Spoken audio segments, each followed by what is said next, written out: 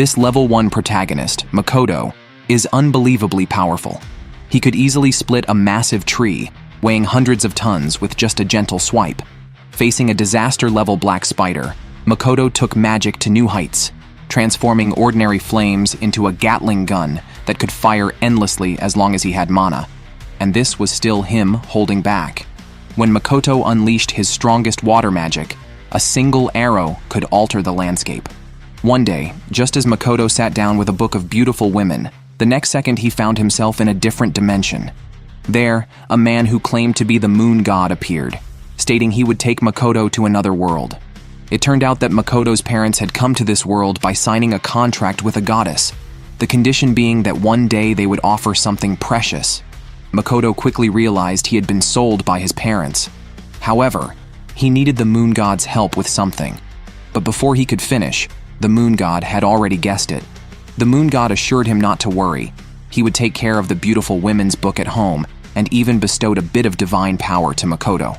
Then, the goddess took Makoto to another world because it was suffering from demonic assaults and needed a hero to save humanity. However, the goddess regretted it because Makoto was too ugly. She was the one who had summoned him, yet even his voice was hideous. The goddess decided to find another hero and left Makoto at the edge of the world, but she granted him a special ability, to understand languages other than human. The goddess then threw Makoto out of the divine realm, even hoping he would die from the fall. Fortunately for him, it didn't happen as she wished. The moon god hadn't expected the goddess to be so merciless, but with Makoto's current strength, he wouldn't die from the fall. Arriving in another world meant gravity was lessened, making him like Superman. This communication also drained a lot of the moon god's strength, and he would now sleep for hundreds of years. His purpose was to tell Makoto that he was free. Makoto then landed stylishly and started a new life. However, he was soon defeated by reality. It truly was the edge of the world as described by the goddess, desolate and utterly silent. Makoto's only motivation was a distant, prominent mountain. But even after walking for 3 days and nights, he saw no one. Just as Makoto was complaining, he suddenly heard a woman's cry for help. Energized as if injected with adrenaline, he rushed towards the source of the sound. But the next second, he was stunned. A two-headed dog and a pig wearing clothes.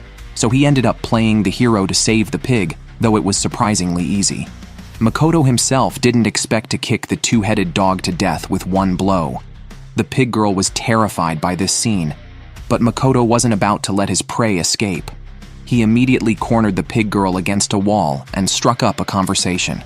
Facing such a powerful man, the pig girl had no choice but to yield. She introduced herself as Emma, preparing to go to that divine mountain to offer herself as a living sacrifice to the dragon. Unexpectedly, along the way, Makoto encountered a two-headed dog. Thankfully, Makoto stepped in and rescued her. Otherwise, without the sacrifice, the divine dragon would have unleashed a disaster. To thank Makoto, Emma prepared to take him to a nearby cleansing site to rest. Yet, as Makoto watched her walk away, he found himself fantasizing, images of them holding hands surfacing in his mind. Thus, Makoto made up his mind. He was determined to save Emma. Soon, Makoto arrived at the pig tribe village where he finally enjoyed a hearty meal. However, his eating habits stunned both the pigs. They mistook his ugly appearance for ferocity. It was then that Makoto noticed a bowl floating in midair. Upon inquiry, he learned that even pigs in this world could perform magic. Fearing he might be inferior even to pigs, Makoto asked Emma to teach him some basic magic. Emma first demonstrated how to roast a pig's trotter. Following Emma's method, Makoto was surprised to find that the flames he summoned were even more powerful than his teachers, nearly destroying the cave. Magic seemed so simple to Makoto. The pig girl was curious about Makoto's level. Judging by his strength, he must be at least level 200 or 300. Yet, when they tested his magical power, everyone was dumbfounded. Makoto was only level 1. But Makoto was fearless.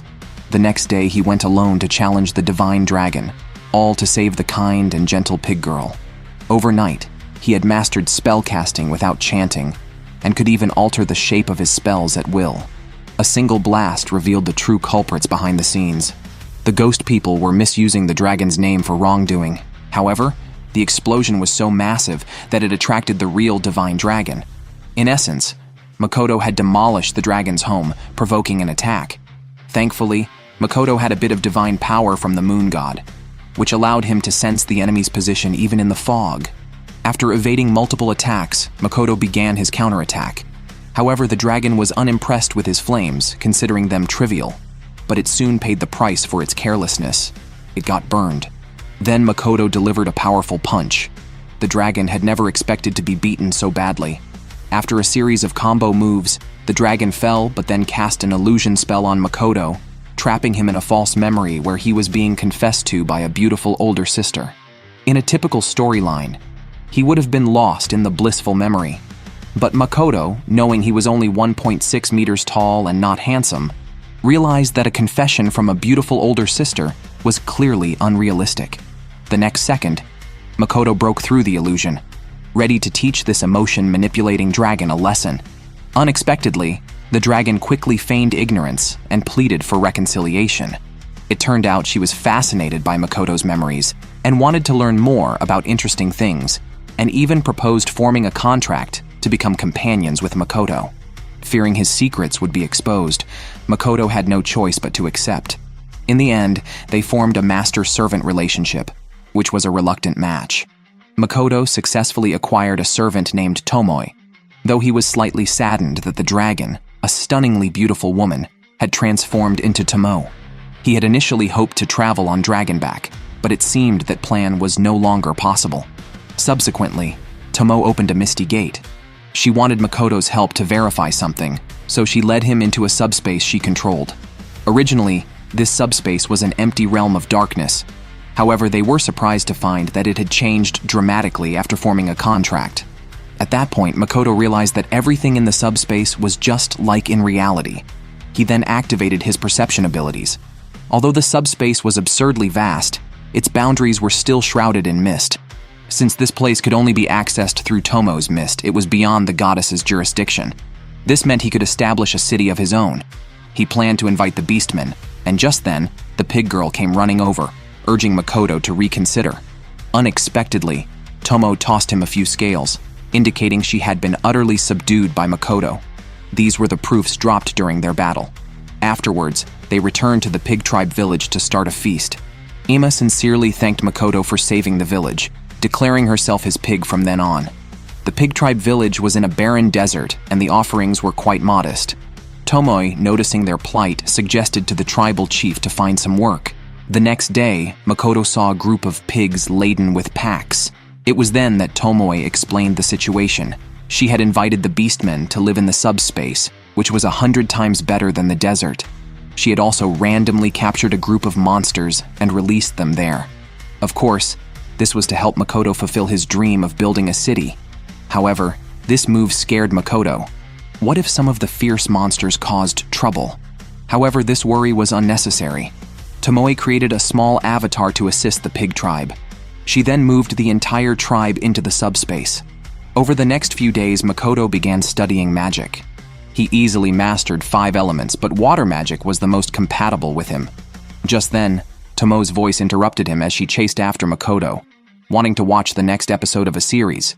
It turned out she was treating Makoto like a television. Considering that Makoto couldn't move while she watched his memories, Tomoe decided to create a real television. So she went out to find materials and also to replenish some memory-storing minerals. While organizing his memories, Makoto found a family photo, recalling that his parents were residents of another world. He decided to follow in his parents' footsteps and visit a human town. Inside his domain, Makoto could heal without consuming any magical power. The only downside was that it didn't work on himself. However, the next moment, Tomoe brought him a big problem. She was holding an injured person and reported that they had been attacked. Before Makoto could react, a black spider broke into the subspace. Startled by this, Tomoe told Makoto that the black spider would retreat if it received enough damage. Reluctantly, Makoto was forced into battle. As soon as the black spider landed, Makoto decisively struck, continuing to output fire magic transformed into arrows. However, contrary to expectations, the black spider did not retreat, but became more excited. even absorbing the magical power Makoto released to heal its injuries. Makoto knew that delaying any further would only be to his disadvantage. He immediately unleashed more of his skills. However, just a breath later, the black spider had regenerated back to its original state and began to attack Makoto. In a panic, Makoto deployed a barrier for defense, but the black spider easily broke through it and pinned him against a tree. Makoto thought he was going to be eaten, but instead the black spider just hugged him and cackled strangely. Fearing for his chastity, Makoto decided to self-destruct. Seeing this, Tomo immediately fled. She realized that Makoto was no longer planning to be human.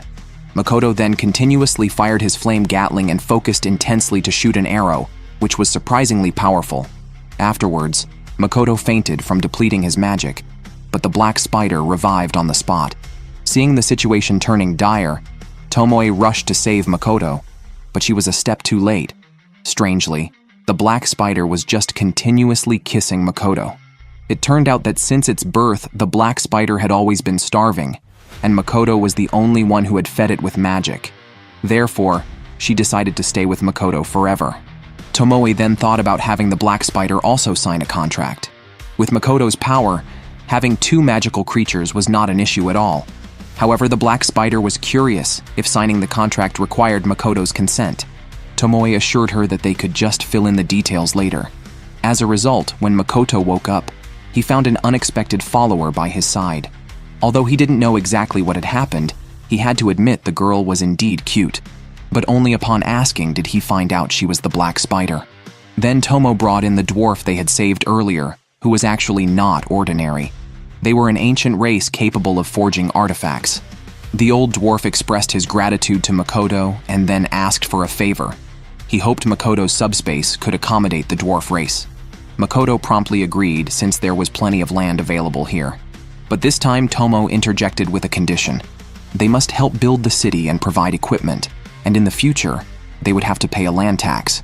To live in a safe place, the old dwarf had no objections, but he still needed to convince his fellow dwarfs. However, this problem was also easily solved as Tomo directly threw them a few scales. With such rare materials, they could easily handle the craftsmen. With these scales, they could easily be manipulated.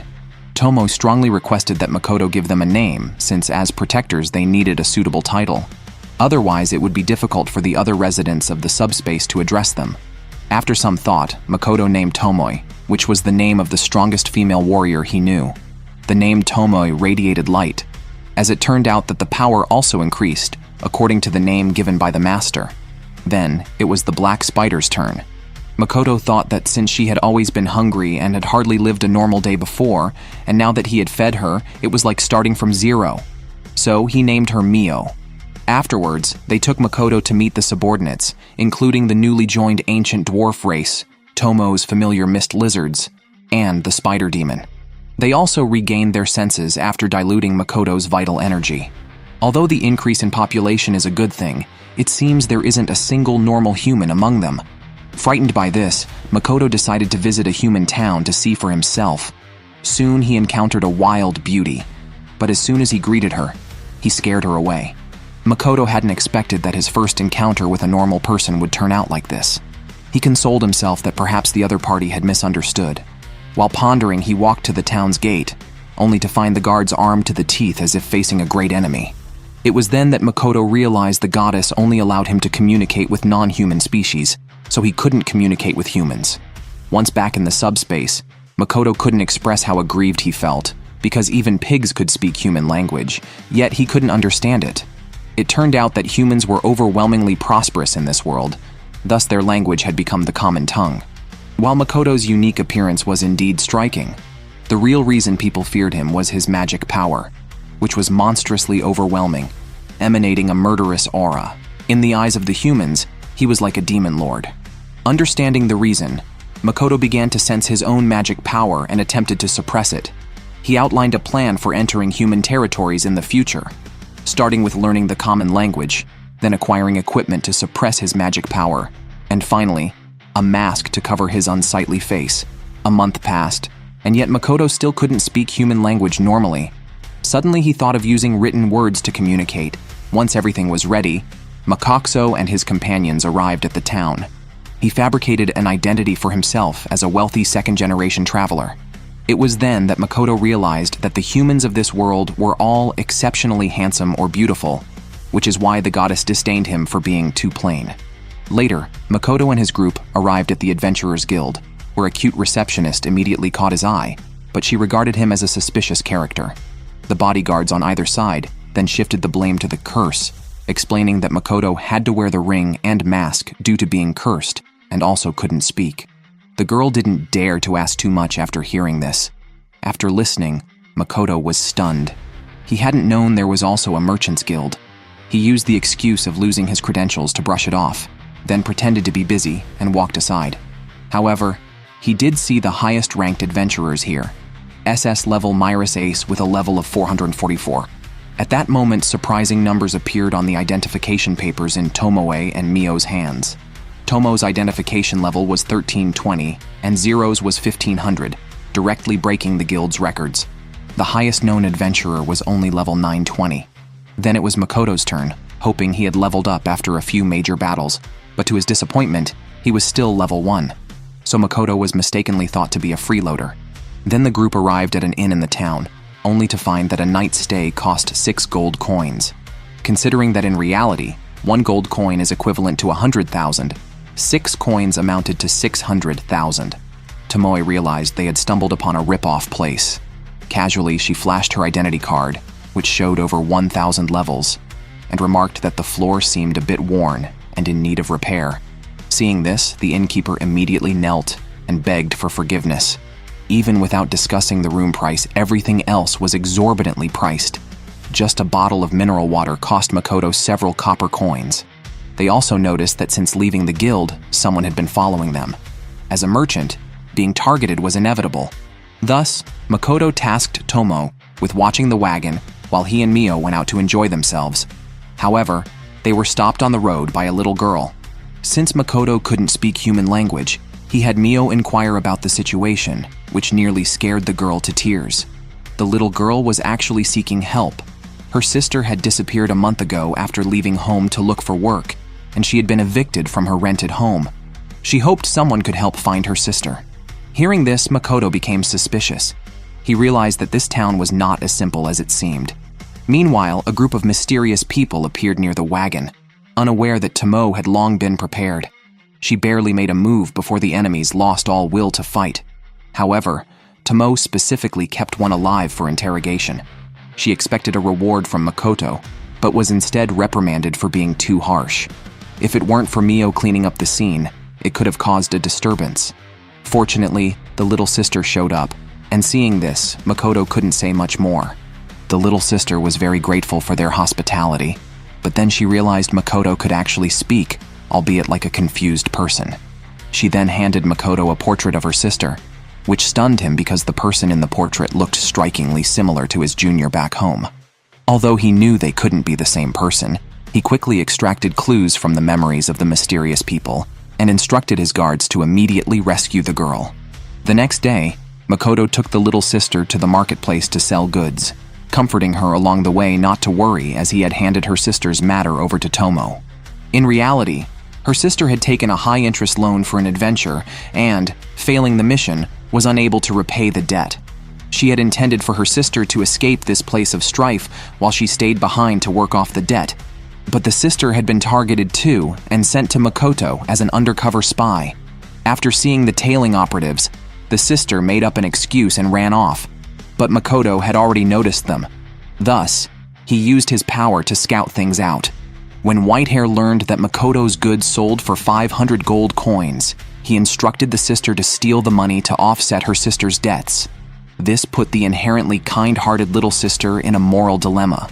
She returned to the inn and hesitated to go inside, while Makoto, knowing everything, acted as if nothing had happened. The little girl felt guilty. Meanwhile, her sister was locked in a dark room. Their family had been adventurers for generations, and she had come to the ends of the earth in search of a lost family heirloom sword. But ultimately, she was ruined by a thief's magical experiment. Fortunately, Tomo and Mio arrived just in time.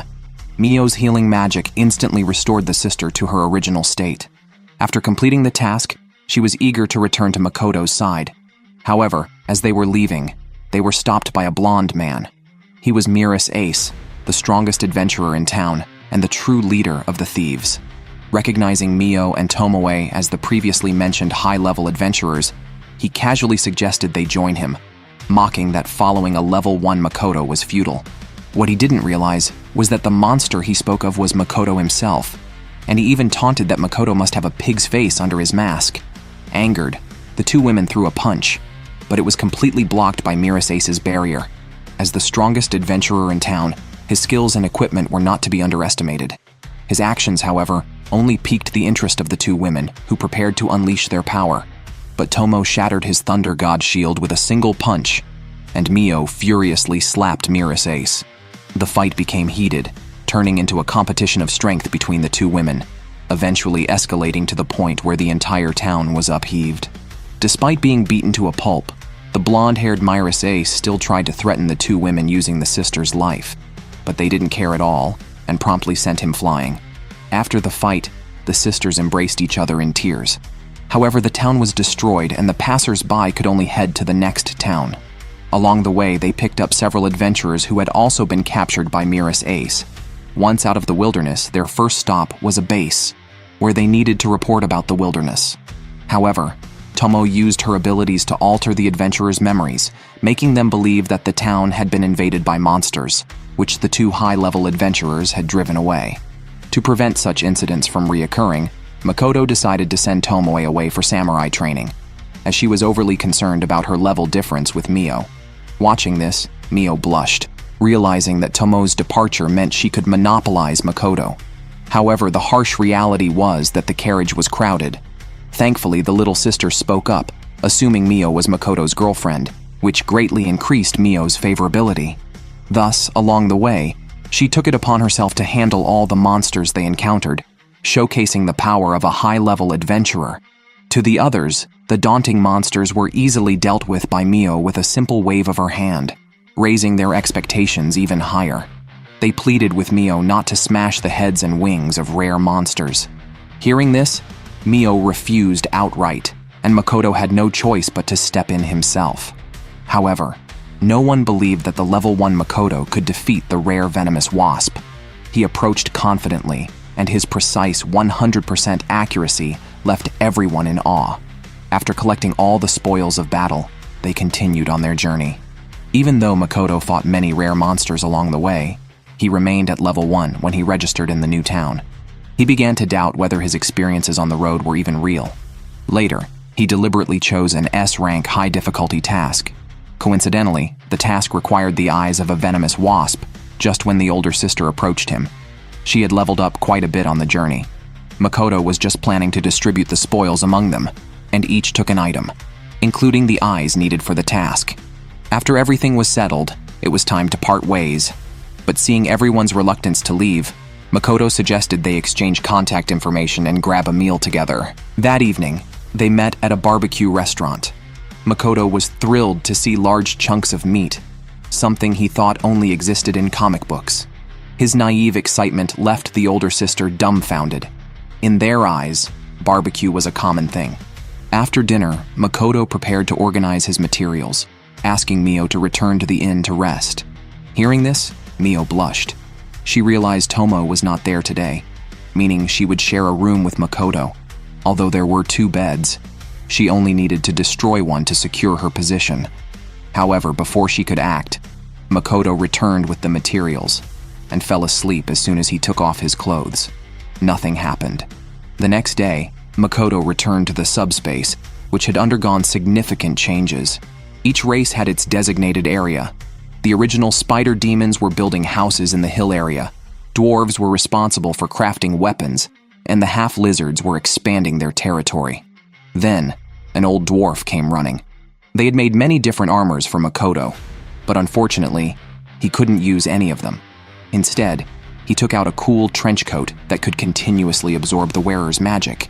However, wearing it directly could lead to death from the speed of magic absorption. But when Makoto put on the coat, nothing happened. The elder then mentioned that the coat had been enhanced with very high effects. Makoto hadn't expected such an impressive piece of clothing, which would be very convenient for long journeys. However, the next second, there was a problem with the coat. Makoto's magic caused it to burst open. The next day, Makoto set off for a human town again, this time without the gluttonous Mio, taking the task materials to the guild on his own. He thought his first commission was progressing smoothly, but the other party's demeanor changed instantly upon seeing his level, thinking Makoto was trying to curry favor with their great guild. They immediately ordered him to leave. They believed that an adventurer of Makoto's level couldn't possibly have captured the venomous wasp's eyes, but before they could finish, Makoto tossed 2 eyes onto the table. However, the guild leader was a smart man. Realizing Makoto was no ordinary person, he quickly apologized. It turned out that the guild leader's wife and daughter were cursed. Although they had captured the caster, he had not revealed the method to lift the curse before his death. Therefore, they needed to concoct a universal magic potion for treatment. Upon understanding the situation, Makoto volunteered to help. Hearing this, the guild leader finally smiled. Makoto easily completed the S-rank task and then planned to register with the Merchants Guild. To join, one must pass both a written test and a practical skills test. The receptionist suggested that Makoto should buy a textbook to study first. Although buying the textbook wasn't mandatory, as many couldn't afford it and chose to learn while practicing, Makoto didn't hesitate and bought one with 2 gold coins.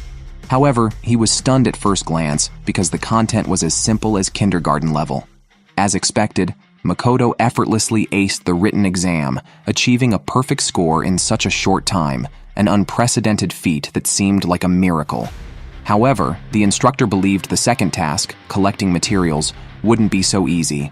He had Makoto randomly pick a sphere from a box, which required collecting 4 rare materials. Surprisingly, Makoto randomly pulled out all 4 required items right away, leaving the instructor completely unsettled. Makoto was the first person to ever come for the test and pass with a perfect score on his first try. Afterwards, Makoto contacted the alchemist with blonde hair and brought him to the guild.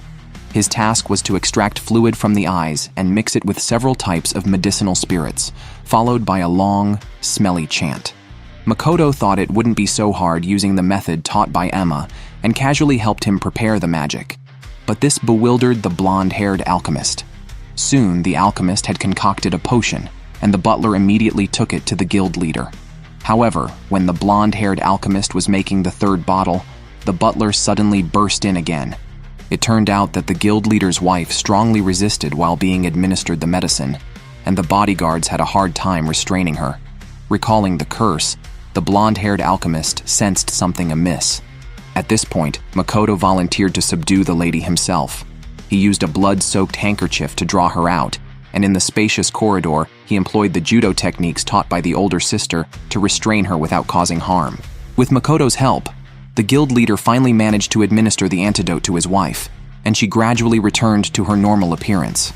Makoto then used the same method to help the guild leader's 2 daughters take the antidote. Afterwards, the guild leader couldn't help but praise Makoto as awesome. He became curious about who Makoto really was. As Makoto was leaving, Tomoe and Mio approached. The next second, a magic circle lit up under their feet and exploded. The 2 women had intentionally not avoided it, aiming to gauge the strength of an assassin. Following a whistle from the blonde-haired, many accomplices appeared. Makoto signaled Mio not to act, and with just a command from Makoto, Tomoe swiftly dealt with the group of thugs. Seeing the situation turn dire, Citrus quickly started a teleportation array to escape, but Makoto directly interrupted it. At that moment, the blonde-haired, desperate, drew a small knife, planning a last-ditch effort. But the power disparity was too great, and his attack was merely futile. However, Tomoe showed mercy because she had seen the memories of the blonde-haired, and knew he too was deceived. 2.5 months ago, someone came to Hakumo with complaints. The Brant Merchant Guild had been looking down on adventurers and not offering them common tasks, making many adventurers' lives miserable. Some, in desperation to earn money, even accepted missions beyond their capabilities and tragically lost their lives. The elder told Hakumo about an adventurer from an orphanage who died because of this, which infuriated Hakumo. Seizing the opportunity, the elder suggested casting a curse on the Brant Merchant Guild to force the guild leader to change his policies. However, Hakumo was unaware that this could lead to loss of life. Later, When the elder was captured by the guild, he had no way back. After learning the true story, Makoto did not make it difficult for Hakumo, but allowed him to leave. Subsequently, Hakumo voluntarily apologized to the guild leader. Considering that his wife and daughters had already recovered, the guild leader accepted his apology. Following this, Hakumo only wanted to protect the orphanage he cherished the most, as it was the only place that had never abandoned him. He had been deceived into the scheme because he heard the orphanage was in trouble. Afterwards, Makoto had Tomo deliver a farewell gift, which also served as compensation. Tomo, taking initiative, decided to recruit Hakumo as a spy and gave him a bag of money. The man agreed immediately. However, due to the overwhelming strength of Makoto and his group, their own warriors lost confidence in their training. They were always blown away by bombs before they could even engage in close combat. Therefore, rather than training, the pig people preferred to farm, where they could see the fruits of their labor. Makoto believed that the lack of tactical exchange between the races was why they could not progress. Consequently, he organized a martial arts tournament the next day. The first to compete were representatives from the pig people, Agares, and the half-lizard people, Liddy. As soon as the referee gave the signal, the battle began. Both competitors were evenly matched, but then Agares exploited a vulnerability and powerfully slammed his opponent to the ground, declaring the duel over.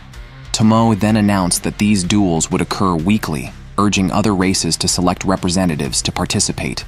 The goal was to sharpen each other's skills and cultivate the talent needed by their young master. Tomo stated that those who ranked highly could become honored warriors, while those who failed in the competition could seek more suitable positions.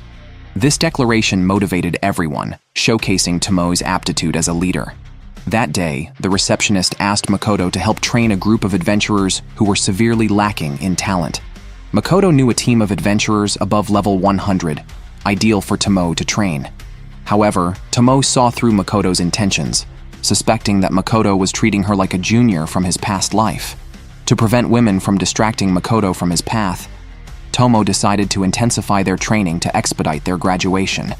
After completing their physical training, Tomo threw them into an arena with demonic monkeys.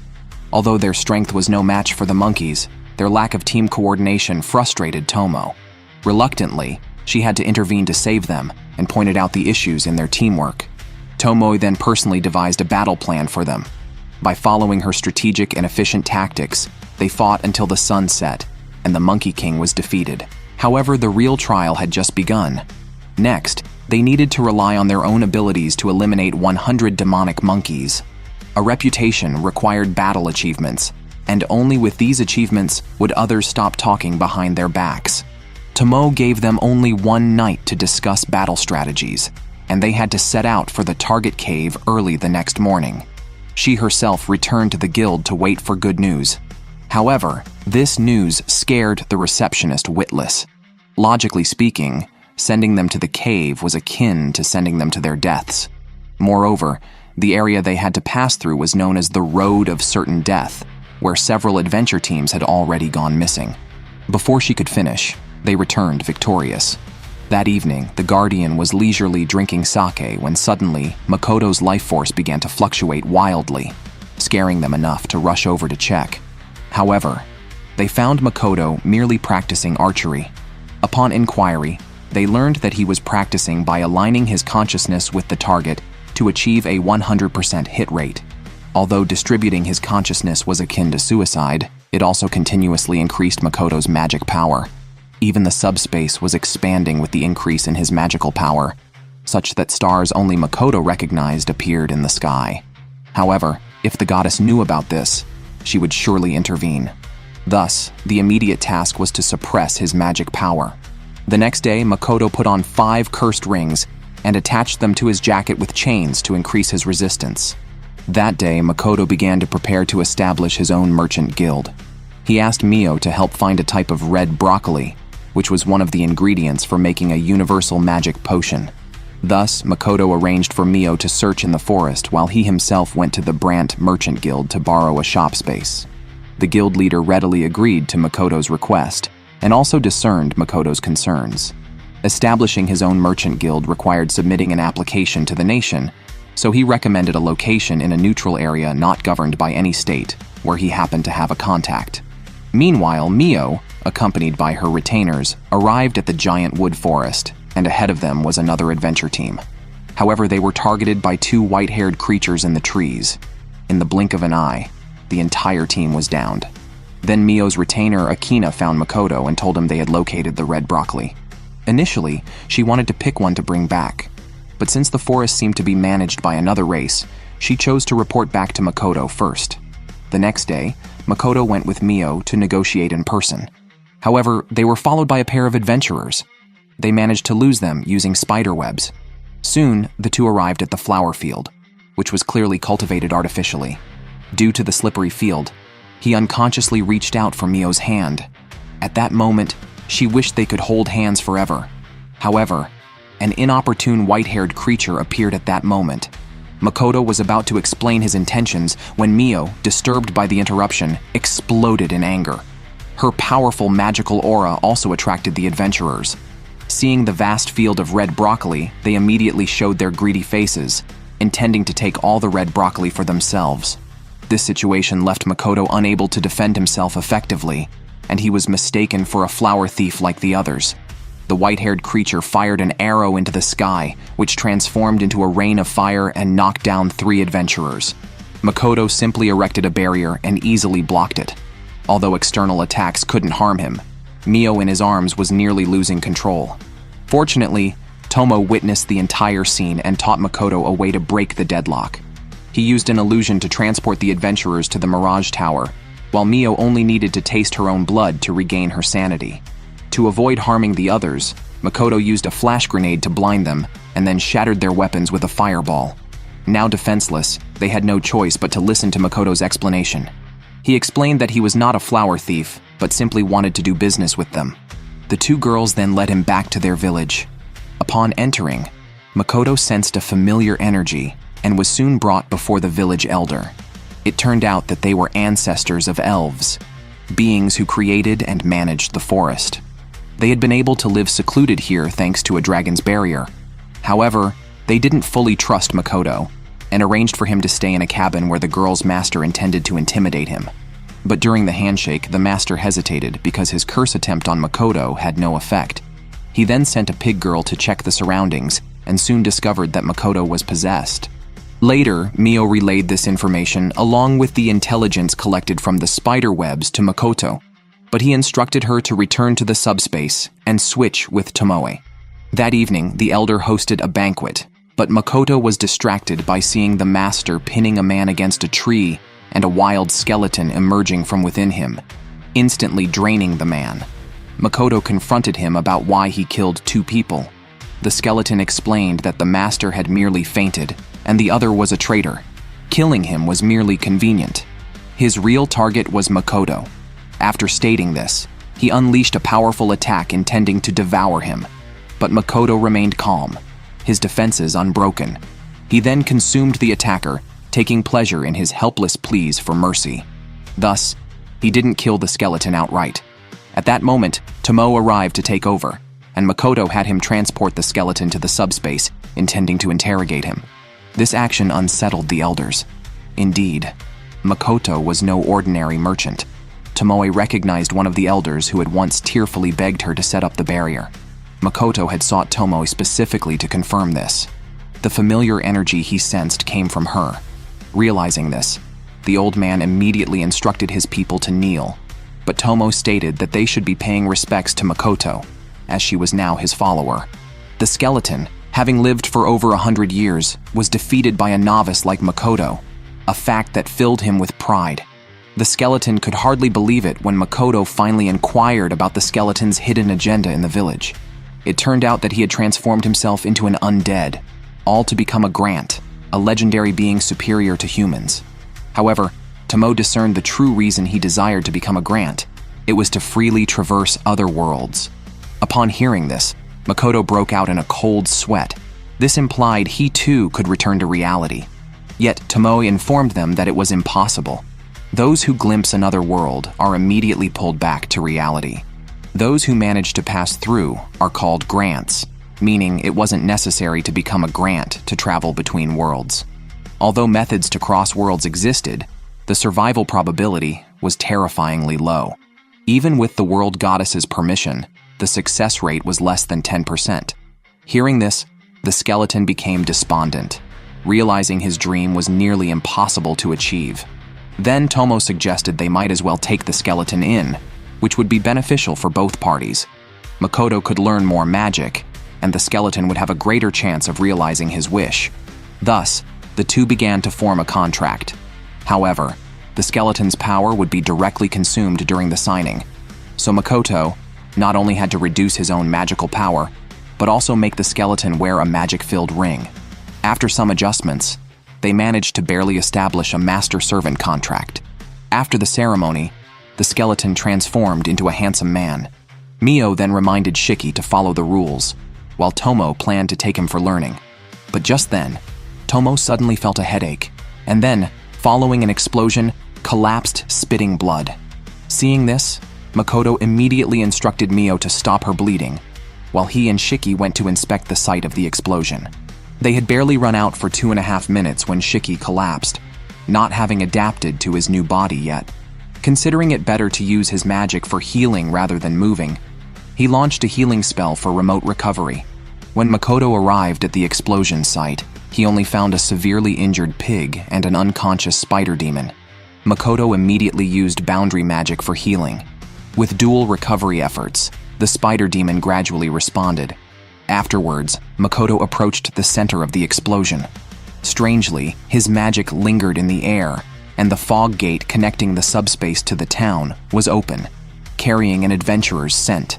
Makoto prepared to investigate further, but the moment he touched it, he saw the adventurer's memories. It turned out that when the blonde and her group arrived at the Mirage Bureau, they began stealing equipment. The pigs discovered them by accident, triggering an explosion of a ring storing Makoto's magic. Tomoe's avatar and the pigs unfortunately perished in the explosion. Learning the truth, Makoto was devastated. Yet, as the blonde felt relieved at having survived the ordeal, Makoto pursued her. Despite her fright at his expression, as a nearly level 100 adventurer, she believed she couldn't lose to a merchant. Yet Makoto drew a small knife, the very weapon gifted to him by the deceased pig. Subsequently, Makoto directly severed the blonde's arms. He realized that he had been too naive before. The values here were inherently twisted. It was his kindness that led to the deaths of Tomoe's avatar and the pig. Thus, Makoto ended her life. But at that moment, Makoto actually shed tears. It was then that he remembered that encountering death is saddening. A funeral was held in the subspace for little Tomo and the pig. Makoto was very self-blaming for their deaths, cursing his naive understanding of this world, which had led to this tragedy. Afterwards, Makoto took Shiki to visit Tomoe. At the same time, he was curious about something. He had acquired the ability to see others' memories, just like Tomoe, and wondered if he might turn into a non-human hybrid creature. However, this worry was purely unnecessary. The reason was that he and Tomoe had established an unusual relationship, based on their friendship and trust. Later, Makoto started comprehensive planning to prevent such tragedies from occurring again. First, he planned to build a wall around the perimeter, and then requested the lizardmen to patrol inside it in shifts. As for the spider demons, considering they could anthropomorphize, he had them disguise as adventurers to gather intelligence. Regarding the storage of the rings, it also needed to be strictly controlled. While enhancing the security, he also added absorption and fire-extinguishing devices to the rings. Finally, Makoto found the companions of the pig. He sincerely expressed his apologies to them. The pig told Makoto not to blame himself too much. They were willing to sacrifice their lives to protect the subspace. The brave pigs had protected the subspace. Makoto sincerely thanked them. For the future of the subspace, Makoto decided to go to the human race to learn more. Thus, he contacted President Brandt, an old acquaintance, to understand the situation. Before leaving, the president also wrote a letter of recommendation for Makoto. Seeing how considerate the president was, Makoto decided to show his true self to him, so he removed his mask to reveal his true face. However, the president's trust in him wouldn't change due to the change in his appearance. This time to the neutral zone, Makoto only planned to take Shiki, since Shiki was originally a human researcher. Taking him on the journey was most appropriate. But just as the two were using the teleportation array, They were found by the goddess, who then sent them to the battlefield between the human and demon races. Before Makoto could understand the situation, a woman suddenly attacked him, cutting off 2 of his fingers in the process. Makoto calmed down and tried to contact Tomo for advice, but his action greatly annoyed the other party. Consequently, Sophia attacked him repeatedly. Even though Makoto strengthened his barriers, he couldn't completely block the attacks. He could only use the bowstring to stop the bleeding. Through the previous attacks, Sophia had determined that Makoto was the goddess's envoy. Makoto asked and learned that he was in the middle of a battlefield, and the 2 of them were the demon race's generals, which meant Makoto's enemies. But Makoto was not really the goddess's envoy. He only wanted to find a chance to escape back to the subspace. After all, he didn't know the true strength of his opponent, and rashly engaging in battle might lead to death. Thus, he released a flame gatling for cover, and then activated a concealment barrier to sneak away. Unbeknownst to him, his retreat had already been blocked. After a round of combat, Sophia finally understood that Makoto was a novice in fighting techniques, lacking any real skills. Yet his basic attributes were extraordinarily high. This made her even more convinced that Makoto was an envoy of the goddess. Consequently, Sophia used a ring to nullify the goddess's protection, unaware that what the goddess had actually placed on Makoto was a curse. This allowed Makoto to finally speak like a human being. It was at this moment that he learned Sophia was the strongest dragon slayer, and the person beside her was Lancer, a dragon she had slain. It was unclear why they were on the same side, even though Makoto explained that he was not the envoy of the goddess, because he was sent to the battlefield by the goddess. Both were willing to kill him, rather than let him escape. Seeing no other choice, Makoto removed a ring, and his hidden, overwhelming aura suddenly erupted, making it hard for them to fight back. Makoto then took out an artifact crafted by dwarves, and transformed fire magic into a bow and arrow. This shot stunned Sophia. She had not expected Makoto to become stronger even without the goddess's protection. Meanwhile, Makoto had already completed his 2nd round of energy storage. The fire attribute was followed by water. However, the opponent's adaptation to water seemed to be even higher than his. Just as Makoto was feeling confident, Sophia instantly teleported beside him. This sword strike was unavoidable. He had no choice but to counterattack. Sophia's sword broke directly, but she teleported behind him and locked him in place. By then, swords were already prepared in the sky. Next, Sophia kept teleporting upwards, and when they reached a deadly height, she finally released Makoto. However, Sophia never expected that this was not Makoto's first time falling from a great height. In the sky, he was able to call down a meteor shower and shoot an arrow. The magic then broke through the ring. This piercing arrow not only forcibly ended the war but also turned hills into rivers. However, Sophia and Lancer barely survived, though both their full-body armor and Lancer's leg were destroyed. By the time Makoto opened his eyes, he was back in the subspace, and his wounds were completely healed. Meanwhile, the president received a message that a rumor had spread among the survivors on the battlefield. The nuclear explosion was caused by the goddess's 3rd envoy, a fearsome demon in a red coat. Back in his territory, Makoto started discussing strategies with his subordinates. It was clear that the goddess intended for Makoto to die, which is why she sent him to face the demons and forced a battle. However, Makoto also blamed his own negligence for the struggle at the start of the fight.